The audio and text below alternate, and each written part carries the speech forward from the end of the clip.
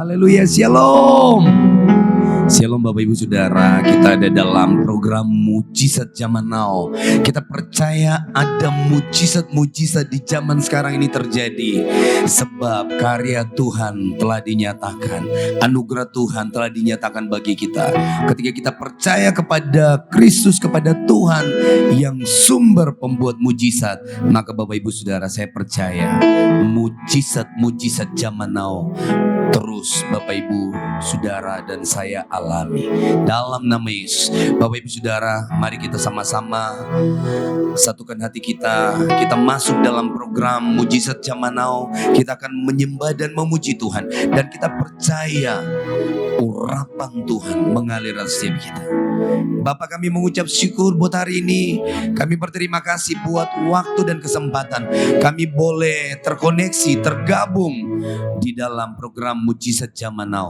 Kami percaya kami akan menerima urapan yang baru.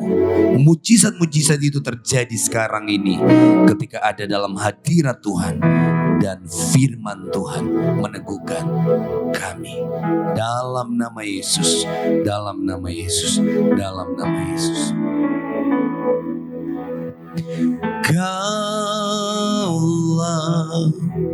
Tuhanku, Kaulah Rajaku, Kaulah termulia di bumi dan di surga. Katakan, Kaulah, Kaulah Tuhanku, Kaulah Rajaku, Kaulah yang termulia di bumi dan di surga. Ku sembah Kau Tuhan, ku sembah Kau Tuhan, ku puji, ku muliakan namamu. Ku sembah Kau Tuhan, ku sembah Kau Tuhan, ku puji, ku muliakan namamu. Kaulah Tuhan, Kaulah Tuhanku, amin. Kaulah Rajaku, Kau yang termulia di bumi dan di surga. Katakan sekali lagi pujian ini, Kaulah, Kaulah Tuhanku, Kaulah Rajaku, Kau yang termulia, amin, di bumi dan di surga. Sama-sama angkat kedua tanganmu, katakan, ku sembah Kau Tuhan, ku sembah Kau Tuhan, ku puji, ku muliakan namamu. Ku sembah Kau Tuhan, ku sembah Kau Tuhan, ku puji, ku muliakan namamu. Ku sembah Kau Tuhan, ku sembah Kau Tuhan, ku puji, ku muliakan namamu. Ku sembah Kau Tuhan, ku sembah Kau Tuhan, Ku puji, ku muliakan nama, ku puji, ku puji, ku muliakan namamu. Kami puji kau Tuhan, ku puji, ku muliakan namamu.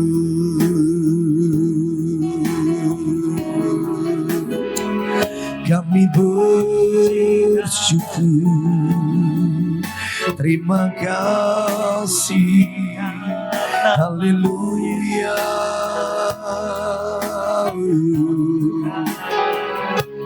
Terima kasih Bapa, ya Allah, ya Allah,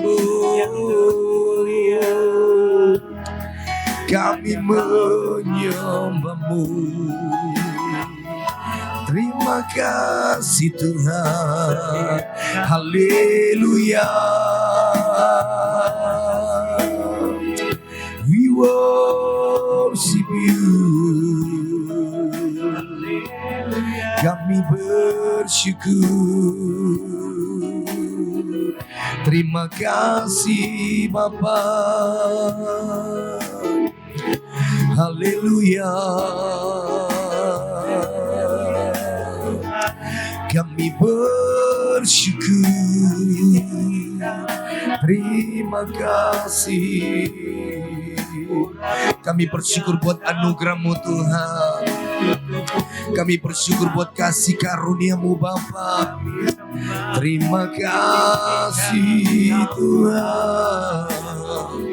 Oh, katakan anugerah-Mu, anugerah-Mu melimpah bagiku, selalu baru di setiap waktuku. Kebenaran-Mu dan perkenan-Mu mengikutiku.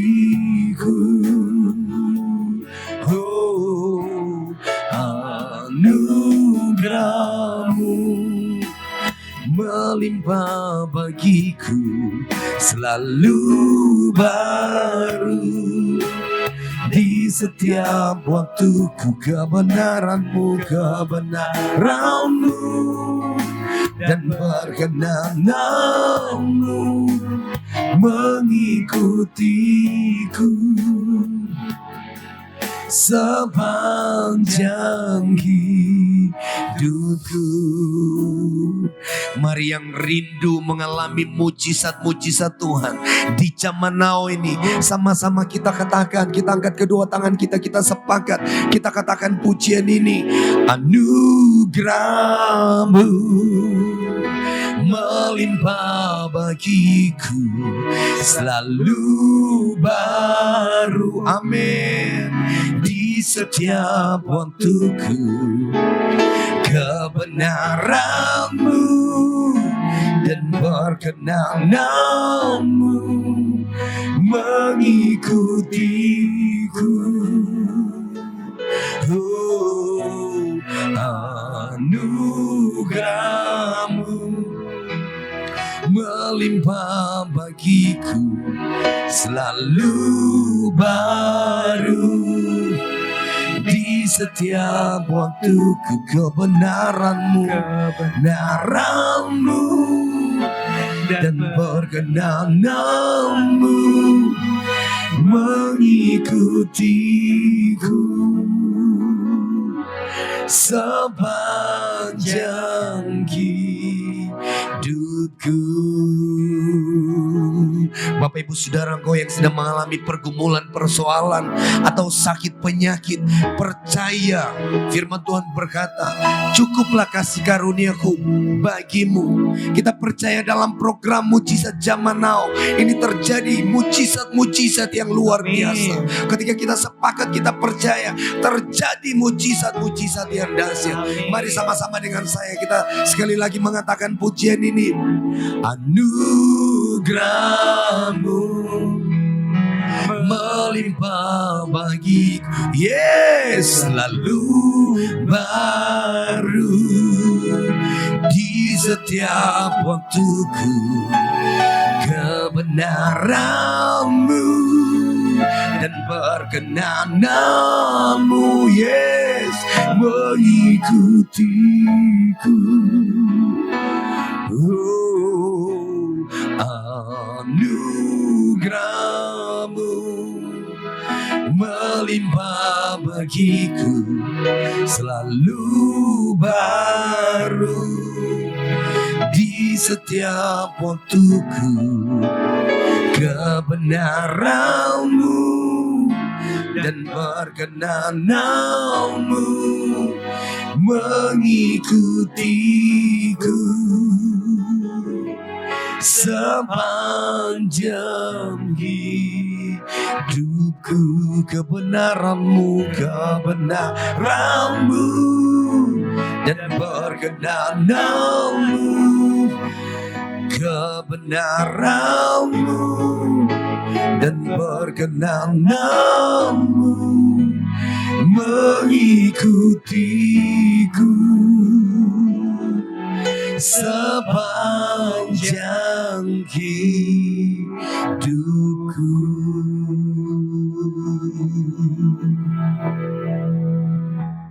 Lima hal yang dilakukan oleh Tuhan Yesus. Dan 5 hal inilah yang kita harus imani, kita dapatkan. Bahkan kita juga lakukan di dalam kehidupan gereja dan orang Kristen. Lukas 4 ayat 18 sampai 19. Ya. Kalau Bapak Ibu tertarik pada satu khotbah saya, ya Bapak Ibu ya, yang manapun itu, Bapak Ibu bisa minta catatan khotbahnya kepada Ibu Odi. Ya Bapak Ibu ya. Kenapa? Karena beberapa hari sebelum saya khotbah, pasti saya kirim filenya ke handphonenya Ibu Odi. Iya pasti. Untuk apa Pak? Urusan apa Pak? Urusannya adalah agar Ibu Odi menyiapkan ayat-ayat yang kelak akan saya baca saat khotbah. Jadi well prepare gitu Pak. Jadi Ibu Odi udah tahu khotbah saya sebelum saya khotbah kan. Kenapa? Beliau akan menyiapkan ayat-ayatnya. Jadi udah cepat. Sebelum saya sebutkan, buka ini Bu. Udah tahu. Jadi Bapak Ibu kalau tertarik khotbahnya, yang manapun khotbah, minta aja ke Ibu Odi ya. Semua khotbah saya pasti lewat Ibu Odi. Coba Lukas 4 ayat 18 sampai 19 ya. Nah, tapi kalau ingin dengar khotbahnya ada di YouTube. Saudara bisa dengerin aja, nonton aja ya. Tapi kalau ingin sekalian sampai catatan khotbahnya, urusan Ibu Odi itu. Dia beliau ada catatannya. Ya, saya bacakan ya. Lukas 4 ayat 18 sampai 19. Demikian. Roh Tuhan, ini ucapan Tuhan Yesus ya. Di saat Tuhan Yesus ada di sinagoge di Nazaret. Roh Tuhan ada padaku, kata Tuhan Yesus. Oleh sebab Ia telah mengurapi aku untuk menyampaikan kabar baik kepada orang-orang miskin. Katakan sama saya, kabar baik kepada orang miskin. Ya, terus dan Ia telah mengutus aku untuk memberitakan pembebasan kepada orang tawanan dan penglihatan bagi orang-orang buta, untuk membebaskan orang-orang yang tertindas, untuk memberitakan tahun rahmat Tuhan telah datang. Coba kembali Bu di ayat awalnya. Roh Tuhan ada padaku, kata Tuhan Yesus, oleh sebab Ia telah mengurapi aku untuk menyampaikan kabar baik kepada orang-orang miskin. Apa kabar baik kepada orang miskin? Apa yang kira-kira dibutuhkan orang miskin? Bukan kesembuhan, bukan. Kadang-kadang orang miskin lebih sehat daripada orang kaya. Kenapa? Banyak olahraga. Ngejar-ngejar bis, ngejar-ngejar baja. Lebih sehat. Kadang-kadang orang kaya jarang olahraga. Naik turun mobil, ya kan Bapak Ibu. Meeting, ketemu orang, minum, makan. Jadi akhirnya apa? Diabetes, kolesterol kadang-kadang. Ya kan Bapak Ibu. Kadang-kadang gitu kan. Ya kalau orang miskin kadang-kadang ya makanannya ya agak gimana gitu ya. Banyak doa puasa gitu Bapak Ibu ya. Iya, ya kan jadi nggak over gitu ya, nggak overweight, nggak over kolesterol, nggak over diabetes gitu ya. Iya, lebih kadang-kadang lebih sehat. Karena itulah kabar baik kepada orang miskin apa? Engkau tidak miskin lagi, engkau diberkati. Jadi bukan kabar baik orang miskin kesehatan ya, enggak ya. Kadang-kadang mungkin lebih sehat mereka ya. Lah iya dong. Iya kan? Emangnya ada orang kaya ngejar-ngejar bis? Enggak kan? Enggak, boro-boro. Ya Bapak Ibu ya, iya kan? Kadang-kadang ya banyak orang miskin juga naik public transport. Apalagi sekarang ada MRT, kan turun naik tangga itu kan. Itu olahraga itu. Iya olahraga, makanya coba saudara lihat orang Singapura, orang Hong Kong, orang Jepang, itu banyak public transport, MRT. Makanya langsing-langsing, jarang mereka tuh gendut-gendut. Ya kan, iya jarang, bener jarang. Langsing-langsing kan, iya banyak olahraga. Saudara tahu, olahraga yang paling baik dan paling banyak menghabiskan kalori, tahu saudara apa? Jalan kaki. Kenapa? Setengah badan kita itu kaki. Coba saudara lihat. Setengah badan kita kan kaki kan. Jadi otot paling besar itu kaki. Jadi ketika otot kaki bekerja, kalori paling banyak telah dikeluarkan. Bukan? Iya bukan tangan. Tangan kan nggak terlalu segede kaki kan.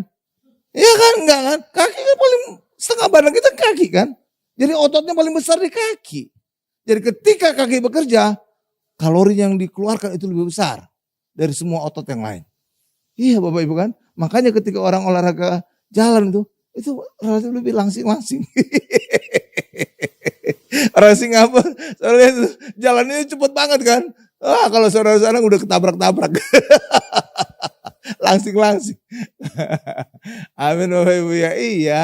Jadi itu ya. Jadi banyak kali orang-orang gitu ya justru lebih sehat ya. Ya Bapak Ibu ya. Iya lebih sehat. Banyak jalan, banyak apa ya. Sehat kan. Iya, betul Bapak Ibu. Haleluya.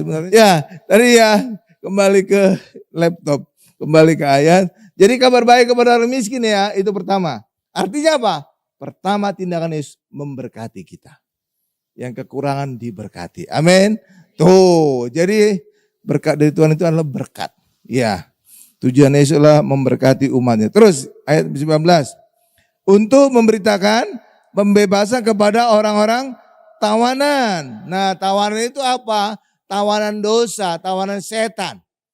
Jadi Tuhan Yesus membebaskan kita dari ikatan setan, perhambaan dosa. Itu kedua tujuan Yesus. Amin.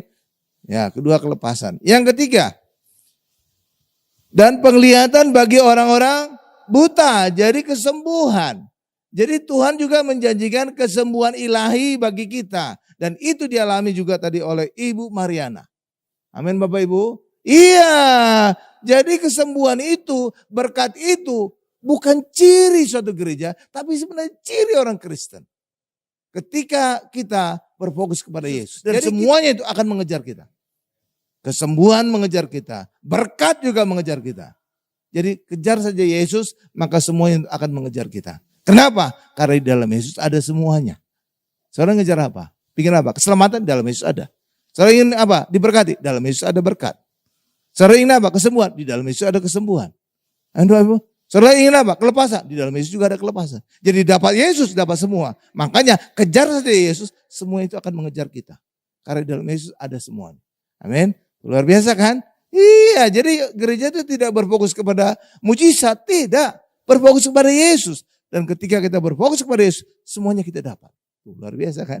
Iya, makanya di gereja ini saya selalu khotbahkan Yesus dan terjadi mujizat. Pak Joni diberkati usaha pekerjaannya, Ibu Mariana diberkati sembuh dari operasi, bahkan dapat pekerjaan. Sebelumnya dia dikeluarkan kerja, nggak tahu gimana, terus akhirnya masuk lagi. Udah, iya Bapak Ibu. Demikian juga kuasa gelap, iya. Apalagi saya waktu masih di gereja lama. Amin Bapak Ibu ya. Iya luar biasa. Iya luar biasa. Karena itulah saya percaya juga gereja Mahaman ini akan banyak nanti mujizat. Banyak mujizat. Iya Bapak Ibu. Luar biasa ya. Iya. Iya luar biasa. Lanjut. Jadi bukan hanya berkat ya. Kesembuhan juga. Bukan hanya juga bebas dari ikatan tawanan setan. Terus lanjutkan lagi. Penglihatan bagi orang-orang buta. Untuk membebaskan orang-orang yang tertindas. Untuk memberitakan tahu rahmat Tuhan telah datang. Tertindas ini apa? Tertindas hukum Taurat. Jadi hukum Taurat itu menuntut manusia.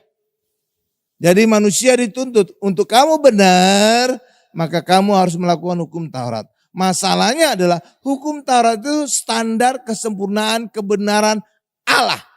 sedangkan manusia di bawah standar. Manusia tidak sempurna. Itulah sebabnya ketika orang Kristen atau manusia berusaha melakukan hukum Taurat untuk menjadi benar di hadapan Allah, mereka pasti gagal. Iya, pasti gagal. Pasti itu, pasti gagal. Amin Bapak Ibu, pasti gagal. Iya. Iya, hukum Taurat itu sempurna. Manusia kan tidak sempurna. Itulah sebabnya ketika manusia berusaha benar dengan melakukan hukum Taurat, maka mereka pasti gagal. Tapi Allah itu luar biasa. Memberikan solusinya. Caranya dengan Tuhan Yesus turun menggenapi hukum Taurat dengan mati tersalib di atas inti dari hukum Taurat. Maka sekarang kita untuk menjadi benar bukan dengan melakukan hukum Taurat, tapi cukup dengan percaya kepada Yesus yang telah menggenapi hukum Taurat. Gitu caranya. Jadi gampang. Amin Bapak Ibu. Iya. Jadi seperti gini Bapak Ibu. Ini kenapa saya katakan dari inti hukum Taurat. Iya. Hukum Taurat itu ada 10. Ya Bapak Ibu ya ada 10. Ya.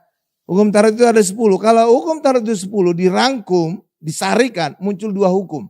Dan itu adalah hukum kasih. Kasih kepada Allah dan kasih kepada sesama manusia. Dan kalau 2 hukum kasih ini dirangkum lagi, muncul satu kata. Dan itu adalah salib. Kenapa salib bisa menjadi inti hukum Taurat Bapak? Kok bisa Pak? Iya perhatikan aja salib saya ini. Ada 2 tiang, satu tiang tegak, satu tiang horizontal. Tiang tegak inilah mengasihi Allah dengan segenap hati, dengan segenap jiwa, dengan segenap akal budi. Dan tiang yang horizontal inilah mengasihi sama seperti diri kita sendiri. Nah iya, ini dia. Jadi itulah sebabnya Tuhan Yesus matinya di salib, bukan di rajam batu. Padahal kematian yang lazim di Israel adalah di rajam batu. Dan saudara bisa melihat Stefanus. Bahkan juga seorang wanita yang tertangkap bahasa berzina akan dirajam batu. Tapi Yesus berkata, barang siapa yang merasa tidak berdosa, dialah yang pertama melempari batu. Ada yang melempari batu? Enggak. Kenapa? Karena mereka merasa berdosa juga.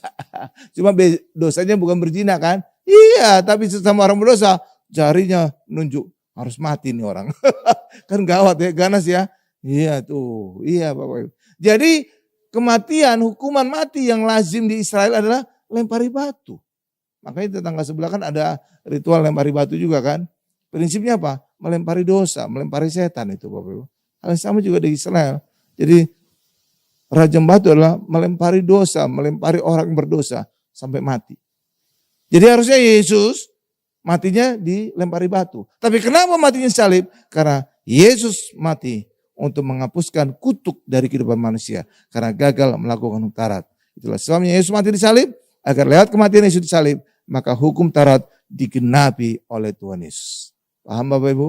Lewat Yesus menggenapi hukum Taurat, maka orang Kristen tidak lagi perlu melakukan hukum Taurat untuk menjadi benar di hadapan Allah. Tapi cukup percaya kepada Yesus yang telah menggenapi hukum Taurat. Amin Bapak Ibu? Iya.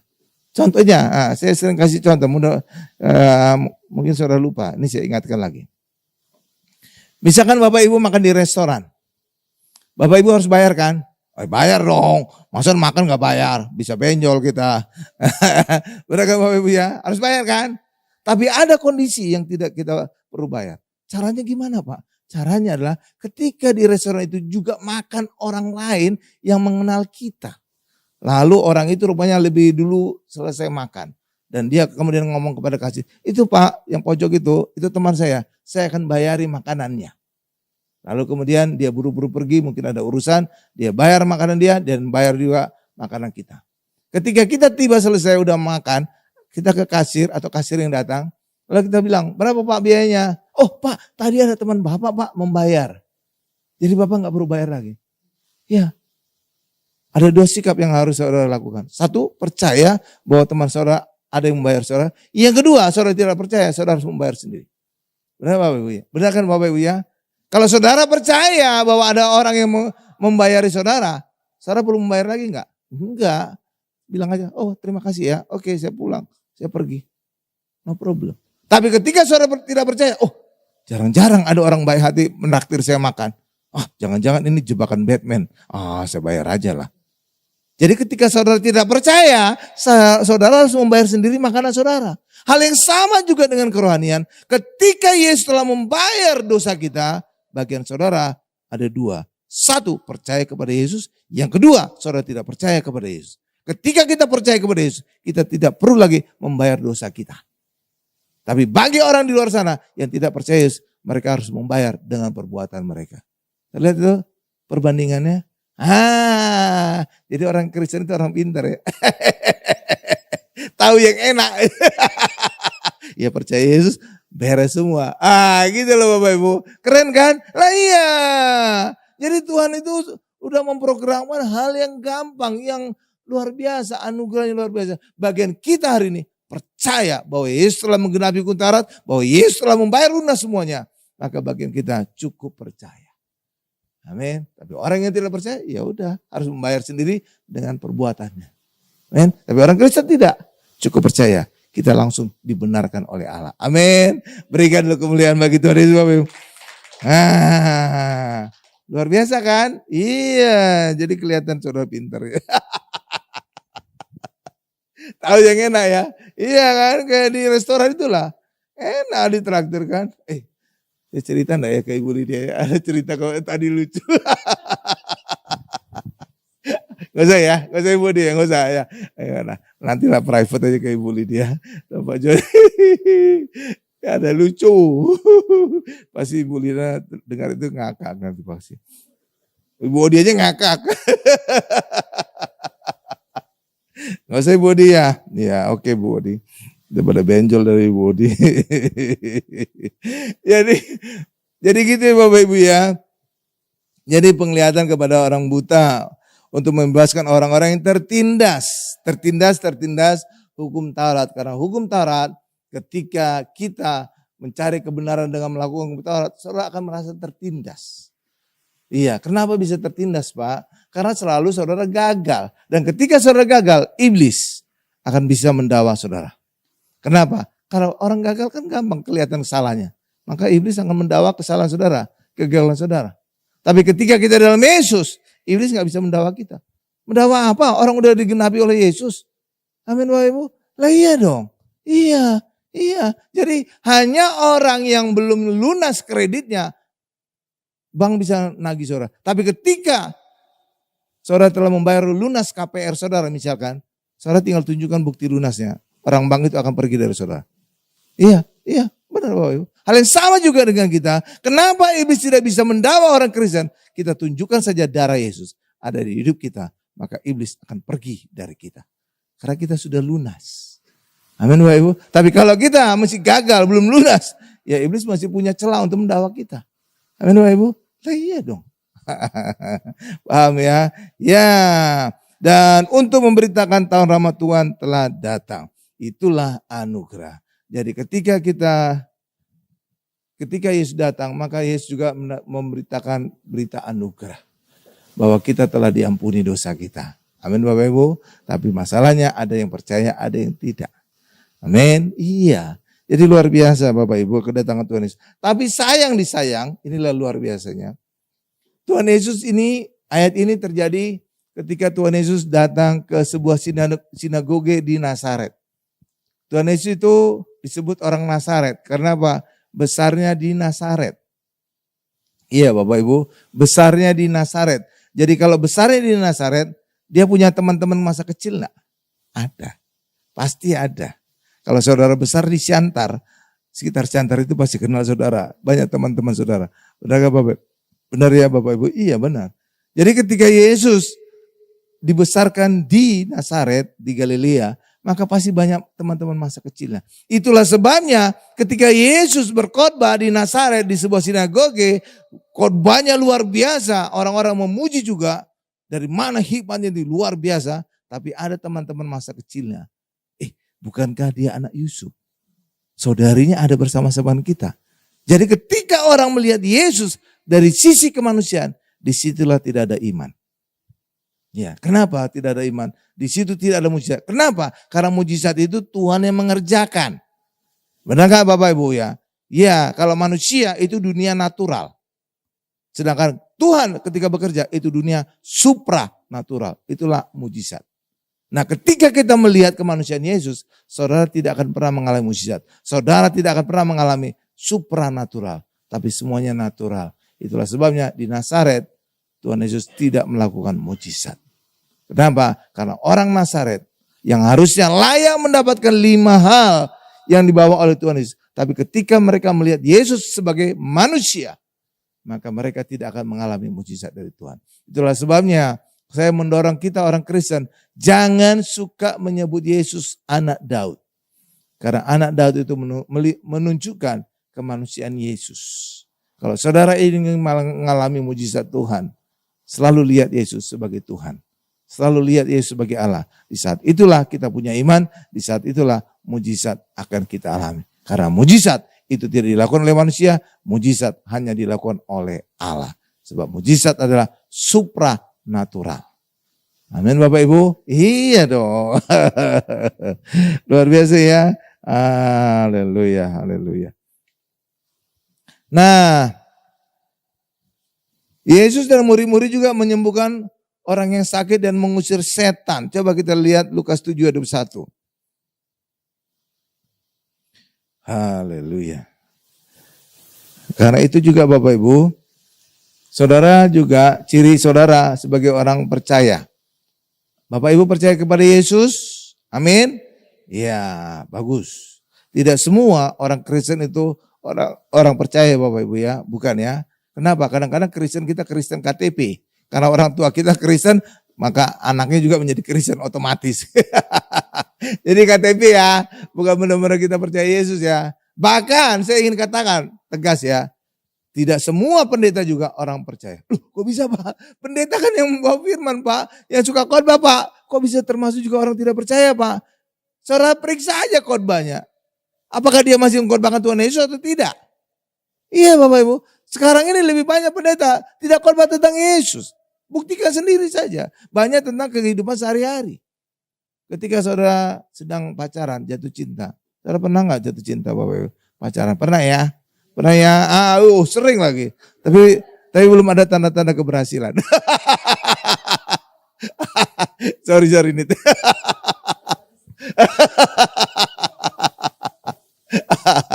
Amin.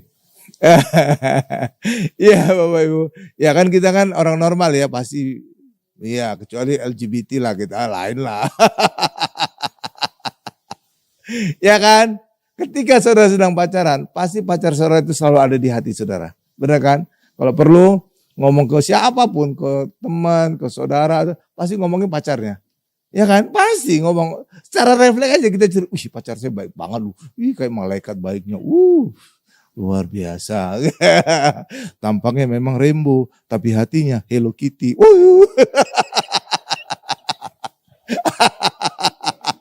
Amin ya. Bisa aja gitu ya. Iya kan? Saudara cerita kan? Iya kan? Jadi ketika pacar saudara ada di hati saudara, saudara akan kayaknya refleks aja cerita tentang dia ke semua orang yang saudara jumpai. Tapi ketika saudara putus dengan pacar saudara, saya yakin tidak pernah menceritakan tentang dia lagi. Bapak Ibu ya. Sakitnya di sini. Iya kan Bapak Ibu ya? Iya kan? Hal yang sama juga dengan Tuhan. Ketika Tuhan saudara kasihi, maka ada di hati saudara. Dan saudara akan cerita di khotbah saudara tentang Tuhan Yesus. Tapi ketika tidak ada lagi Yesus di hati saudara, saudara tidak akan pernah bercerita lagi, berkhotbah lagi tentang Tuhan Yesus. Itulah sebabnya pendeta yang tidak lagi mengkhotbahkan Tuhan Yesus, saya agak ragu apakah dia termasuk orang percaya atau tidak. Kenapa? Karena apa yang di hatinya, itulah yang akan keluar di khotbahnya. Jadi kalau dia tidak mengeluarkan tentang Yesus, berarti di hatinya tidak ada lagi Yesus. Kan Yesus sendiri kan berkata kan, apa yang di hatimu akan keluar. Ya kan Bapak Ibu ya? Lah iya. Jadi ketika dia tidak lagi pernah mengkhotbahkan Yesus, berarti tidak ada lagi Yesus di hatinya. Gawat. Gawat kan Bapak Ibu ya? Gawat dong. Iya, makanya ya itulah saya agak ragu kalau pendeta nggak pernah khotbahkan Yesus lagi. Masih ada nggak Yesus di hatinya? Itu Bapak Ibu. Benar nggak? Kalau udah nggak ada di hati, bagaimana mungkin percaya? Harusnya tahap pertama adalah ada dulu hati, tahap berikutnya adalah benar-benar percaya kepada Yesus. Amin Bapak Ibu? Lah iya dong. Jadi makanya saya bilang tadi, belum tentu pendeta itu juga termasuk orang percaya. Lihat saja khotbah-khotbahnya. Gitu Bapak Ibu. Oke ya. Ya, coba Lukas 7:21.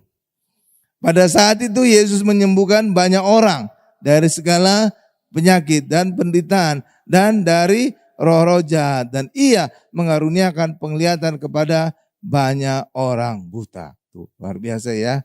Luar biasa Bapak Ibu ya. Iya. Jadi luar biasa. Bahkan juga murid-murid juga menyembuhkan orang sakit dan mengusir setan loh Bapak Ibu. Iya. Coba Markus 6 ayat 7 dan 13. Haleluya. Markus 6 ayat 7 dan 13. Iya, Yesus memanggil ke-12 murid itu dan mengutus mereka berdua-dua. Ia memberi mereka kuasa atas roh-roh jahat. Ayat 13. Nih, lihat penggunaan minyak urapan nih Bapak Ibu. Dan mereka mengusir banyak setan dan mengoleskan banyak orang sakit dengan minyak dan menyembuhkan mereka. Saudara itu, olesan minyak itu bisa mengusir banyak setan. Itu lihat ayat tadi, banyak loh, bukan 1-2 ya Bapak Ibu ya. Banyak setan. Dan itu kita sudah buktikan kan? Iya Pak Joni sudah membuktikan. Lantai 19 landmark juga clear jadinya kan? Clean jadinya. Iya, jadi udah disewa kan? Sebelumnya kan kayak ada kuasa gelap. Jangan-jangan ketika orang masuk ngelihat kursinya bergeser sendiri. Nggak ada orang kok kursinya bergeser. Mejanya kok bergeser. Orang jadi ngiri-ngiri sedap. Tapi setelah diurapi puji Tuhan. Amin Bapak Ibu ya. Iya. Nah, luar biasa. Iya. Karena itulah kita percaya Bapak Ibu. Lihat minyak kita bisa ngurapi. Bisa mengusir kuasa gelap. Iya. Iya. Iya. Demikian juga Ratu Plaza juga kan. Iya kan diurapi. Udah mulai bangkit lagi. Amin Bapak Ibu. Iya. Iya. Iya. Iya puji Tuhan. Tapi kemarin Ibu Lena. Ya Pak penglihatan katanya di atrium situ. Yang bentuk bintang itu ada sesuatu di situ. Tapi kemarin udah saya sama Ibu Lydia sama Ibu Sherly udah perjamuan kudus di situ. Itu udah mantap itu Bapak Ibu. Jadi ketika kita perjamuan kudus dan mengurapi minyak. Apapun kuasa gelap di tempat itu akan pergi. Dan Bapak Ibu percaya saudara, percaya. Pergi, nggak kuat mereka di situ lagi. Iya. Jadi kalau ada rumah hantu juga di Pondok Indah gitu ya, katanya ada setannya, mungkin ada penghuninya mati, nggak wajar gitu Bapak Ibu ya. Ya, pasti harganya miring itu, pasti. Kan orang ngeri-ngeri kan pada saat ngelihat tiba-tiba ada sesuatu yang aneh di situ kan. Terdengar suara orang lagi mandi tapi nggak ada orang mandi. Rumah kosong gimana bisa orang mandi? Iya kan, ya kan bisa kan, iya. Tiba-tiba kan orang jadi ngeri-ngeri beli rumah itu kan. Nah itu kesempatan saudara kalau saudara punya uang. Beli aja pasti harganya miring. Saudara akan dapatkan rumah Pondok Indah harga Bekasi. Luar.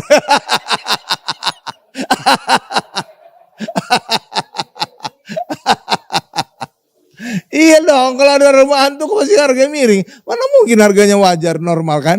Nggak mungkin. Kita wajar-wajar aja lah. Yang benar. Ya Bapak Ibu ya. Jadi saudara bisa ngusir setan ya. Nggak harus saya, tapi kalian juga bisa. Nah, saya buka rahasia ke Pak Joni lah sama Ibu Lydia. Pak Joni tahu nggak siapa yang ngurapi Under 19? Nita.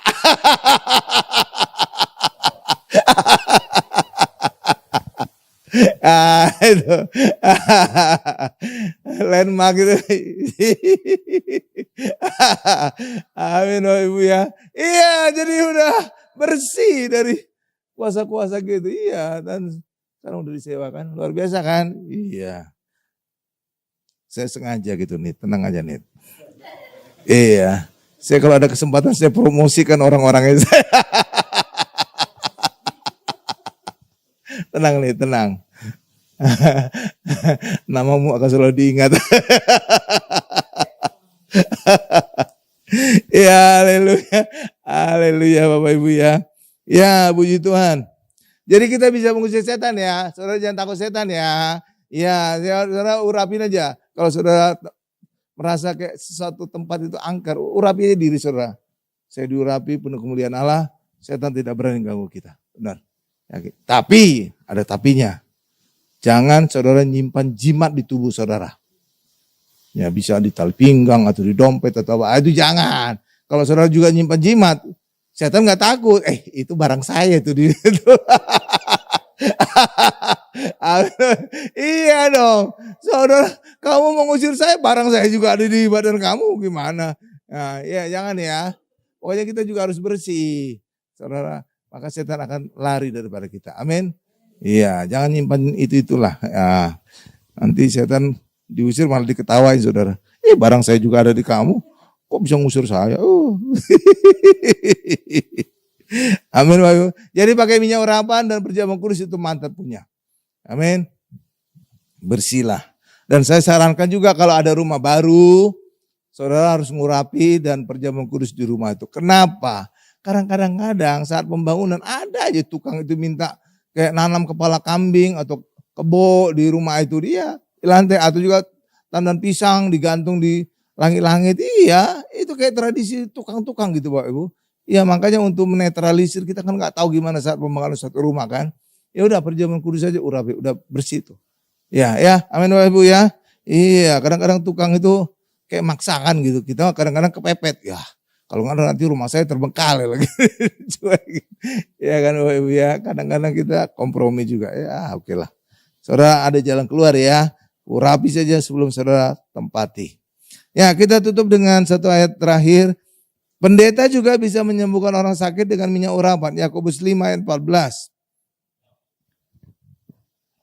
Nah inilah jadi menjadi dasar. Saya juga suka memanggil jemaat untuk altar call. Inilah ayat dasarnya. Yakobus 5 ayat 14. Ini saya bacakan ya. Kalau ada seorang di antara kamu yang sakit, baiklah ia memanggil para panatua jemaat atau sekarang pendeta supaya mereka mendoakan dia serta mengolesnya dengan minyak dalam nama Tuhan. Nah kan, mengolesnya dengan minyak kan? Jadi minyak itu. Jadi bukan air ya. Aduh, kemarin saya pendeta ada bilang pakai air. Saya pengen menegur, ya gimana ya, banyak orang nggak ada kesempatan sendiri. Saya nggak pingin negor di depan banyak orang, nggak enak ya. Amin Bapak Ibu ya. Ternyata lupa saya nyampein. Jadi dia katanya doakan orang sakit itu pakai air. Nggak ada ayatnya pakai air. Amin Bapak Ibu ya. Iya, Alkitab, kita harus dasarnya Alkitab. Dasarnya Alkitab adalah mengatakan bahwa orang sakit didoakan menggunakan, dioleskan dengan minyak. Iya ada ayatnya kan, itu Yakobus. Udah Bapak Ibu ya? Iya dengan minyak, bukan dengan air. Ya udahlah.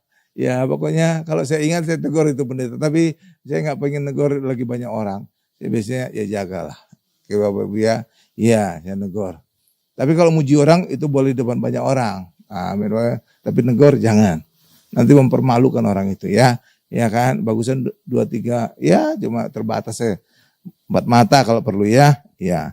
Jadi gitu Bapak Ibu ya. Makanya di gereja ini Mount Hermon Church ada altar call. Kenapa? Saat altar call itulah orang-orang sakit, orang bermasalah bisa kita doakan dan kita oleskan dengan minyak. Jadi harus dengan minyak karena itulah yang sesuai dengan Alkitab. Ya, amin Bapak Ibu ya. Jangan pakai air. Kalau air itu dukun juga pakai air kan. Bru gitu disemprot-semprot ke Bapak Ibu ya. Iya kadang-kadang kita kagetan gitu bisa kan. Tapi saya nggak pernah kagetan, bukan karena airnya, baunya.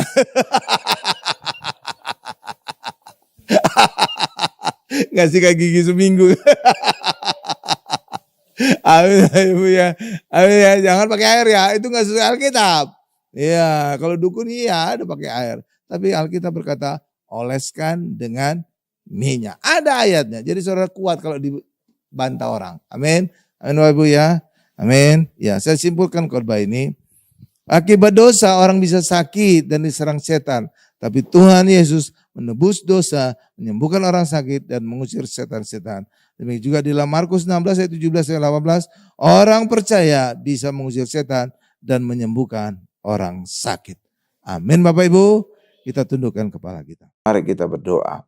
Puji syukur Tuhan kami panjatkan nama-Mu Tuhan, untuk setiap jemaat-Mu, untuk setiap penonton, untuk setiap netizen yang menyaksikan acara ini, acara mujizat zaman now ini, yang sakit Tuhan sembuhkan karena Tuhan mau dan mampu menyembuhkan kami karena nama Yesus ada di atas segala nama, ada di atas segala nama penyakit kami. Demikian juga usaha pekerjaan kami juga Tuhan berkati karena Tuhan kaya menjadi miskin agar kami menjadi kaya, agar kami diberkati. Terima kasih Tuhan Yesus, terima kasih. Apapun masalah kami Tuhan, kami percaya bersama dengan Yesus kami selalu punya solusi. Demikian juga Tuhan berikan damai di dalam keluarga kami, damai Kristus sehingga suami istri tetap menjaga kasih mula-mula. tetap mengasihi orang tua, mengasihi anak, anak menghormati orang tua dan mengasihi orang tua. Terima kasih Tuhan Yesus, berkati usaha pekerjaan kami, berkati juga istri yang ibu rumah tangga, berkati juga anak-anak kami yang sedang studi sekolah, agar anak-anak kami menjadi anak sehat, cerdas, dan selalu dapat beasiswa, baik sekolah di luar negeri maupun di dalam negeri. Berkati mereka sampai studi S3-nya lulus dengan beasiswa. Terima kasih Tuhan Yesus. Terima kasih pagari juga anak-anak kami dari segala pergaulan yang buruk, pagari juga dari segala niat-niat orang yang jahat Tuhan. Terima kasih Tuhan Yesus, terima kasih Tuhan Yesus, dalam nama Yesus. Dan kami ingin akhiri doa ini dengan doa berkat. Mari Bapak Ibu semuanya, angkat kedua tangan kita, siapkan hati kita untuk menerima berkat-berkat dari Allah Bapa yang Maha Kuasa. Berkat dari Allah Bapa yang Maha Kuasa, kasih karunia dari Tuhan Yesus serta penyertaan Roh Kudus menyertai kami semua mulai hari ini sampai selama-lamanya. Haleluya, sama-sama kita berkata amin. Haleluya, puji nama Tuhan. Bapak Ibu Saudara, kita bersyukur kita sudah menyaksikan program Mujizat Zaman Now. Lewat pujian penyembahan, lewat kesaksian, lewat firman Tuhan yang luar biasa. Saya percaya Bapak Ibu Saudara, kita semua sudah diberkati dan kita menerima mujizat-mujizat yang luar biasa. Karena nama Tuhan yang penuh dengan kuasa. Baik Bapak Ibu Saudara, kita akan mengakhiri program Mujizat Zaman Now ini. Sama-sama kita angkat pujian El Shaddai.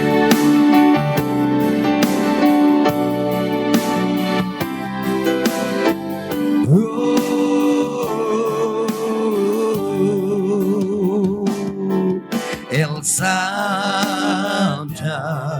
El Shaddai, Allah Maha Kuasa. Dia besar, Dia besar, El Shaddai mulia, El Shaddai, El Shaddai, El Shaddai, Allah Maha Kuasa. Berkatnya melimpah, El Shaddai. Berkatnya melimpah, El Shaddai.